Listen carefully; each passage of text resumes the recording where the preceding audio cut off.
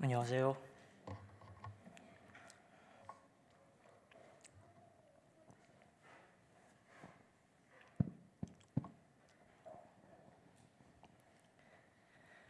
In the former Soviet Union, there was an effort to wipe out religious belief. And to do this, the Communist Party sent agents to the churches every Sunday morning.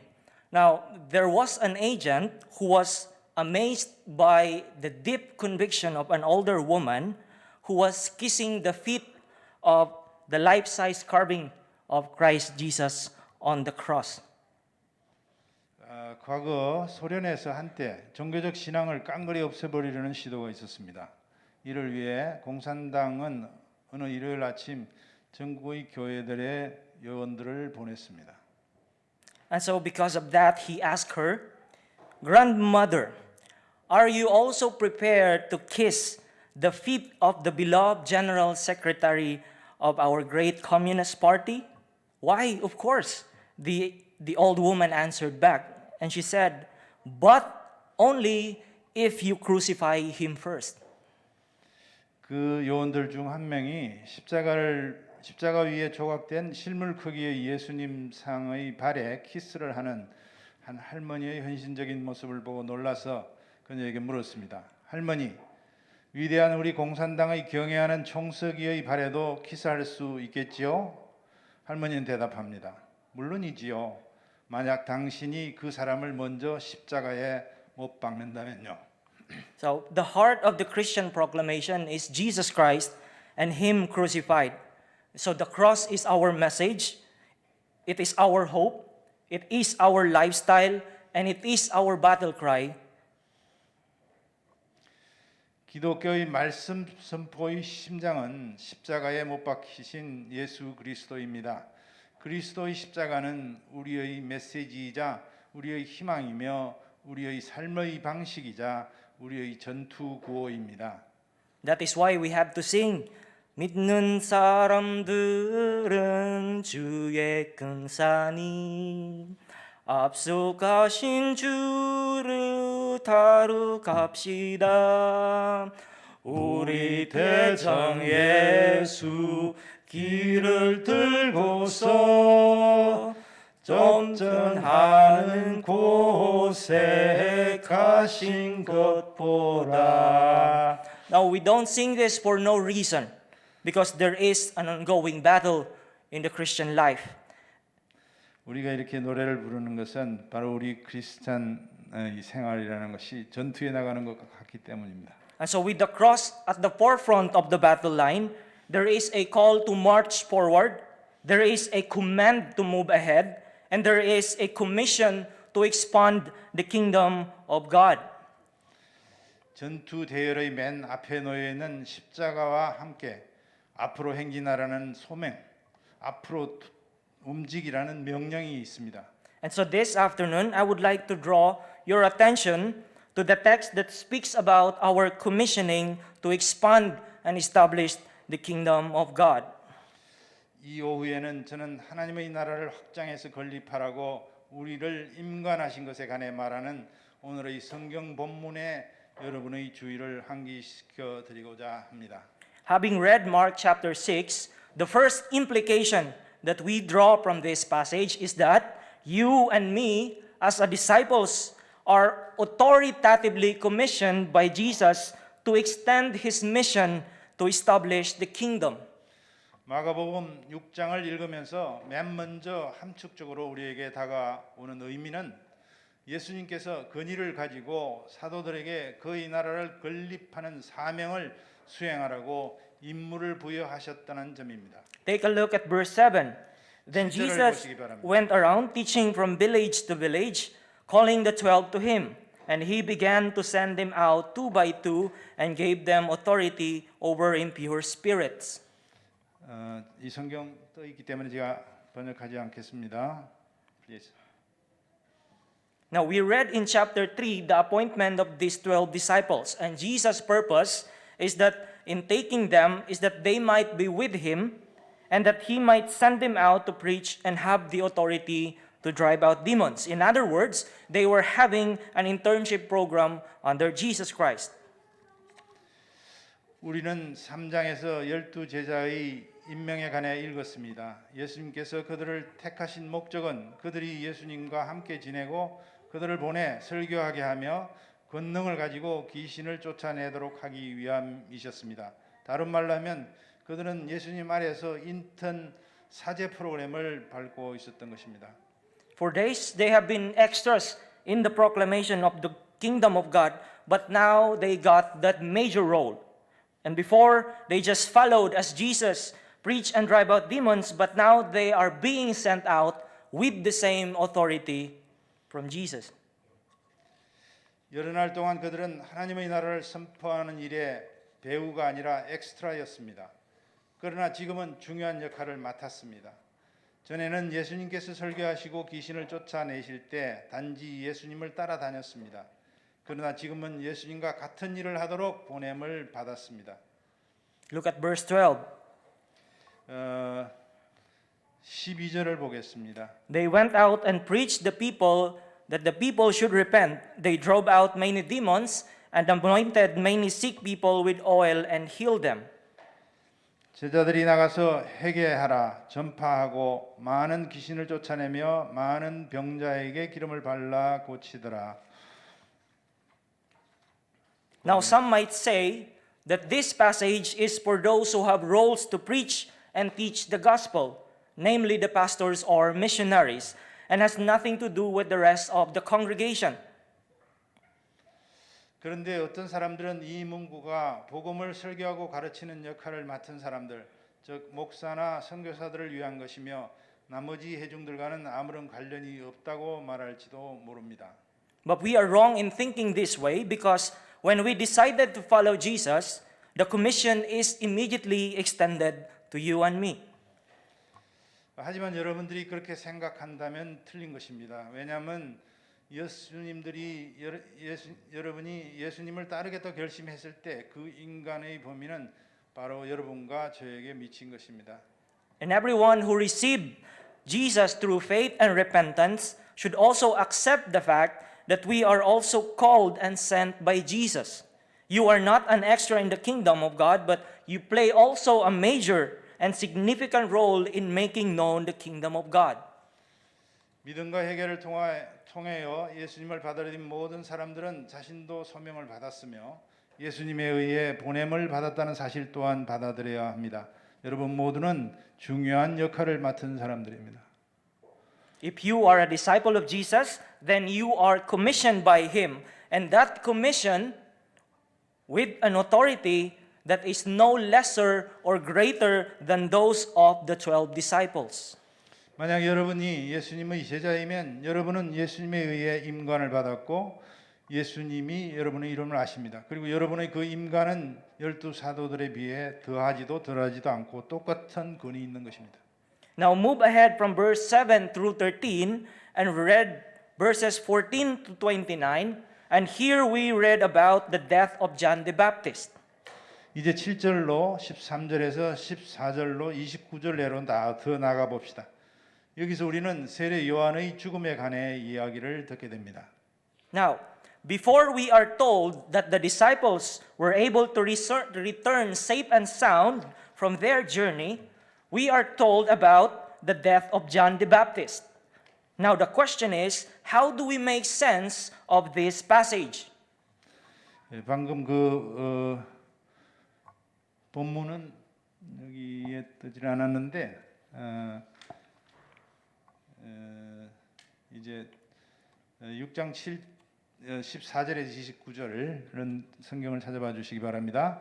우리가 제자들이 여행해서 안전하고 건강하게 돌아왔다는 소식을 듣기 전에 우리는 세례 요한의 잔혹한 죽음에 관한 소식을 듣게 됩니다.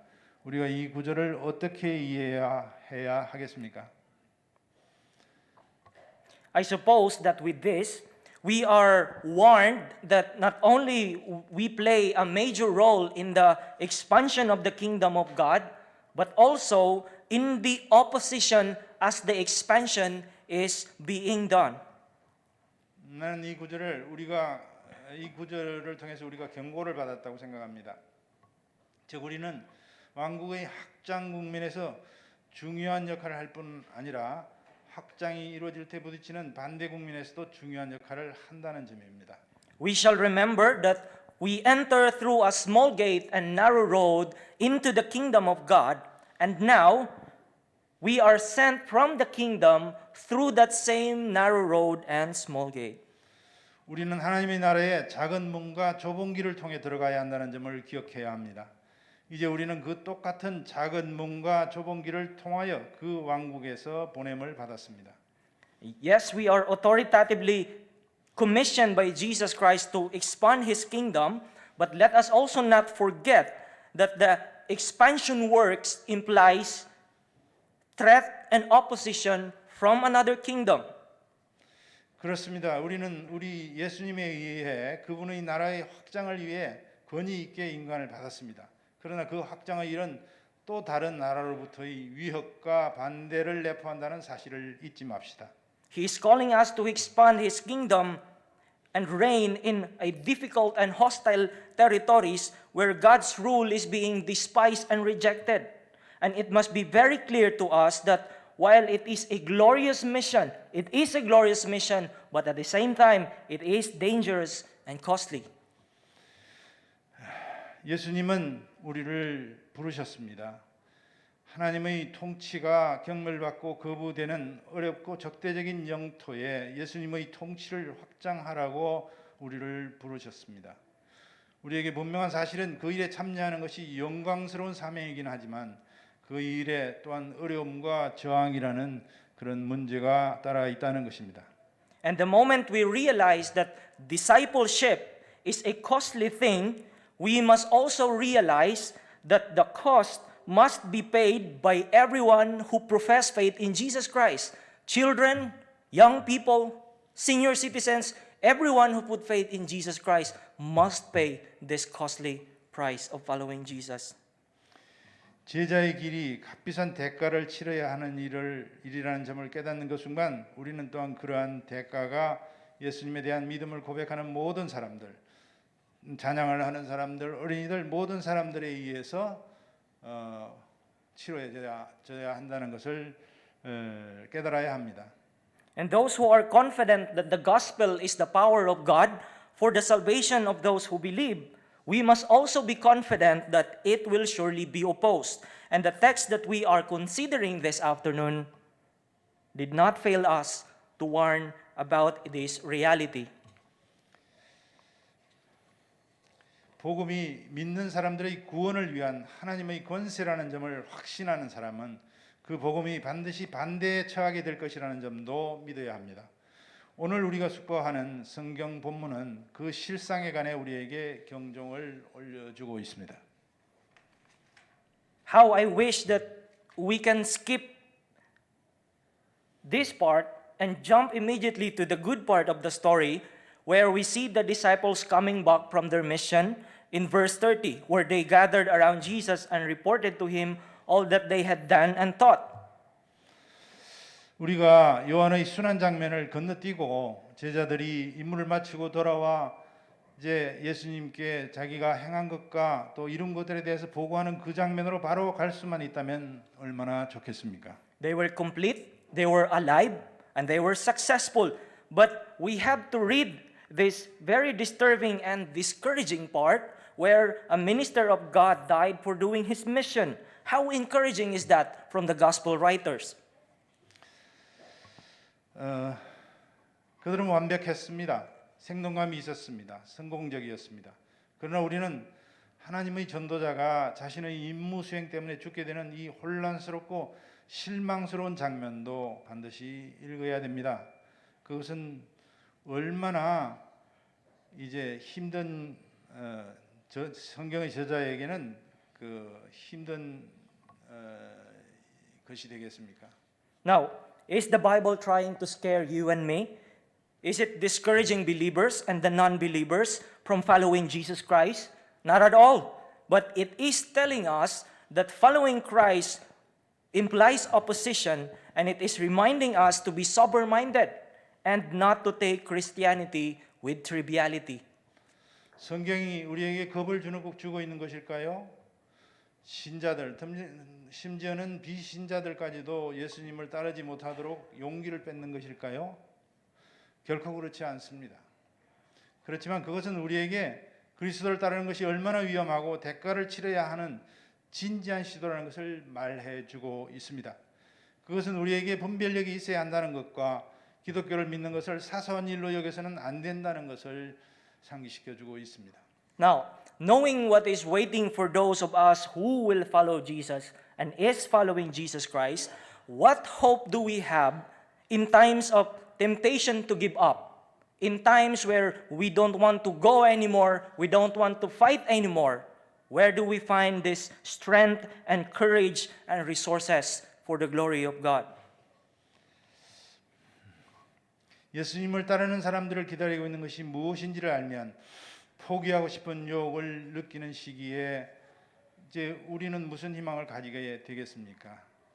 아마도 여러분은 이제 예수님의 왕국을 몇 미터 혹은 몇 킬로미터 더 확장시켰지만 이제 용기가 바닥이 나고 또 보급이 끊기는 그런 상황일지도 모릅니다. Now look back again in verses 7 through 13, and I believe that the answer is given here. Verse 8 to 11, these were his instructions. Take nothing for the journey except a staff, no bread, no bag, no money in your belts. Wear sandals but not an extra shirt. And whenever you enter a house, stay there until you leave the town. And if any place will not welcome you or listen to you, leave that place and shake the dust off your feet as testimony against them. 자막을 좀 띄워주면 좋을 것 같은데요. 예. 여기가 아니고 제가 읽겠습니다. 지금 앞으로 돌아가서 7절에서 13절을 다시 봐주십시오. 답이 여기에 저기 있다고 저는 믿습니다. 7절에서 13절. 명하시되 여행을 위하여 지팡이 외에는 양식이나 배낭이나 전대의 돈이나 아무것도 가지지 말며 신만 신고 두벌 옷도 입지 말라 하시고 또 이르시되 어디서든지 누구의 집에 들어가든지 그곳을 떠나기까지 거기 유하라. 어느 곳에서든지 너희를 영접하지 아니하고 너희 말을 듣지도 아니하거든 거기서 나갈 때에 발 아래 먼지를 떨어버려 그들에게 증거를 삼으라 하시니 제자들이 나가서 회개하라 심판하고 많은 귀신을 쫓아내며 많은 병자에게 기름을 발라 고치더라. Now, if there is one thing that this passage is telling us, it is this, that God provides. That the one undertaking this trip of discipleship can trust God's provision for the journey. That our commission from Jesus Christ, which attracts the world's opposition, is enabled and sustained by God's provision and by God's provision alone. 만약 이 구절이 우리에게 말해주는 것이 있다면 그것은 하나님께서 공급해 주신다는 것입니다. 이 제자도의 여행에 착수하는 사람은 그 여행을 위해 하나님의 공급하심을 신뢰할 수 있습니다. 예수님으로부터 부여받은 임무는 그 세상의 반대를 유발하지만 하나님의 공급하심에 의해 가능하고 지탱됩니다. 오직 하나님의 공급하심만으로요. The emphasis is not on the opposition, but on the provision of God. The opposition may come in various manners and in different modes, in both material and immaterial forms, but God's provision also is guaranteed to be enough to counter and overcome this opposition. 강조점은 우리가 강조하는 것은 반대라는 측면이 아니고 하나님이 공급하신다는 점에 놓여 있습니다. 반대는 물질적인 형태와 비물질적인 형태로 다양한 방법과 서로 다른 모양새로 올 수 있습니다. 하지만 이러한 반대와 장애물을 극복하기에 충분할 만큼 하나님의 공급하심이 보장되어 있는 것입니다. Now, it is wonderful to see that this church, Yumchang Jungang Kyohe, has been standing strong in the ministry, both local and overseas. Yet, it is not us, but through Christ in us, and His provision to you. 이 교회 염창중앙교회가 국내와 해외 사역에 굳세게 서 있는 것을 보는 것은 정말 놀랍습니다. 하지만 그럴 수 있게 하는 것은 우리가 아니라 우리 안에 계신 그리스도와 그분이 우리에게 공급해 주시는 것입니다. This must be the reason why Apostle Paul could confidently said that who shall separate us from the love of Christ? Shall trouble, shall hardship, persecution, famine, or nakedness, or danger, or sword? No, in all of these things we are more than conquerors through him who loved us. For I am convinced that neither death nor life, neither angels nor demons, neither present nor the future, nor any powers, neither light nor depth, nor anything else in all creation will be able to separate us from the love of God that is in Christ Jesus our Lord. 이것이 바울이 확신에 차서 로마서 35장과 37절에서 39절에 나와 있는 말입니다. 누가 우리를 그리스도의 사랑에서 끊으리요 환난이나 공고나 박해나 기근이나 적신이나 위험이랴 칼이랴. 그러나 이 모든 일에 우리를 사랑하시는 이로 말미암아 우리가 넉넉히 이기느니라. 내가 확신하노니 사망이나 생명이나 천사들이나 권세자들이나 현재 일이나 장래 일이나 능력이나 높음이나 깊음이나 다른 어떤 피조물이라도 우리를 우리 주 예수 안에 있는 하나님의 사랑에서 끊을 수 없으리라 라고 말했던 이유입니다. And to this I must add that who can drain, who can exhaust, who can empty the provision of the love of God that is in Christ Jesus promised to his people. Our commission from Jesus, which attracts the world's opposition, is enabled and sustained by God's provision. 그리고 이 바울의 말에 제가 한마디를 더 붙이자면 그리스도 예수님께서 자신의 백성들에게 하신 약속에 따라 하나님께서 사랑으로 공급하시는 것을 누가 막으며 누가 소진시키며 누가 비울 수 있겠느냐는 것입니다. Now, in conclusion, on the night my younger sister died because of cancer and her body was brought into the morgue, I prayed to God. With a broken heart, I humbly but strongly plead to the Lord that, God, I don't want to see cancer anymore in my family. That I don't want to see any children from my family suffer and die because of this illness. And I asked the Lord, please, Lord, I rebuke the threat of cancer in my family. For the burden that I saw in my parents it's just too much to bear, and I'm afraid I don't have the strength and the courage to face those things. 결론으로 한 가지를 말씀드리겠습니다.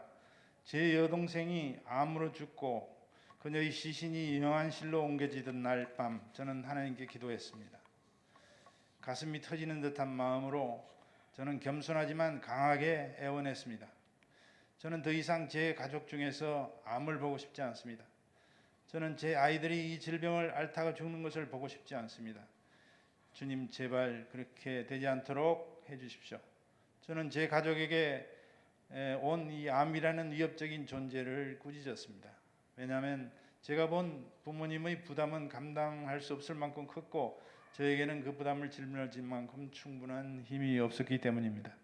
Now the opposition came to me in a form of questions after that night. How can I continue to trust God with this broken heart and broken faith? How can I proclaim that He is the God who heals when I myself is confronted by the death of my sister? And how can I proclaim the gospel of light, the gospel of hope and joy to the world when my very own experience is telling me that life is just full of pain and darkness? How can I continue? 그런 반대에 부딪혀서 저는 그 이후로 계속 저에게 떠오르는 질문은 이것입니다. 어떻게 제가 이렇게 망가진 마음으로 하나님을 계속 신뢰할 수 있겠느냐? 제 자신이 제 여동생의 고통과 죽음에 의해 이렇게 당했는데 어떻게 치유하시는 하나님을 선포할 수 있겠느냐? 제 자신의 바로 그 경험이 삶은 단지 고통과 어둠이라는 것을 저에게 말하고 있는 그때에 제가 어떻게 빛과 기쁨과 희망의 복음을 세상에 선포할 수 있겠느냐 하는 그런 반문을 계속하게 되었습니다. All forces that are against God and against His people has conspired to tell me to just give up that faith. Just give up on becoming a minister. Just give up on Jesus Christ. How He did not help you? Why keep on believing in Him? 하나님을 대적하는 모든 세력들이 서로 공모해서 저에게 말합니다. 바로 그 믿음을 포기해. 목회자가 되는 것을 지금 포기해. 그리고 예수님에 대해서도 포기해. 그는 너를 도와주지도 않았는데 왜 계속 그를 믿어야 해?라고 저에게 속삭였습니다. And I wonder how come I am still standing and believing? How come I arrived in this country? One song I believe captures my testimony of the provision of God in my life, as I also has been commissioned to expand and to extend the kingdom of God. 오늘 제가 그럼에도 불구하고 이 자리에 서 있는 것은 한 노래가 저를 사로잡아서 제가 하나님의 나라를 확장하도록 임무를 부여받았을 때 제 삶에는 하나님이 계속 공급해 줄 것임을 간증하도록 하고 있기 때문입니다. I'll try to read this in Korean as much as possible. 밤은 어둡지만 나는 부림받지 않는다. 나의 구원자가 내 옆에 계실 것임이기 때문이다. 내가 나약함 속에 예수로 기뻐하며 열심히 사는 것은 내 복춤함을 통해 그의 능력이 나타나게 때문이다.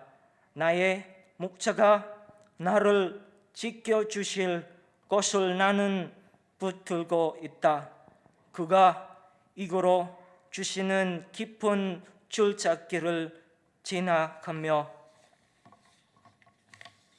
그가 이끌어 주시는 깊은 골짜기를 지나가며 예수께서 이미 어두움을 이기셨고 그리고 나는 이겨낼 겁니다. 그런데 내가 아니라 내 안에 있는 그리스도께서 그렇게 하실 것입니다. 아멘. 그런데 내가 아니라 내 안에 계신 그리스도께서 아멘. 할렐루야. Let us pray. Our Father in heaven, 하나님 아버지, thank you for giving us this confidence 오늘 이 시간을 갖게 해주시니 감사합니다. that you who began this good work in us will surely bring it to completion until the day of your Son Jesus Christ will return. 오늘 이러한 것들을 통하여서 우리가 하나님의 오심을 준비할 수 있습니다. And through His name we give you honor and glory. Amen and amen. 예수님의 이름으로 저희가 하나님께 영광을 올려드립니다. 아멘. 아멘. 감사합니다.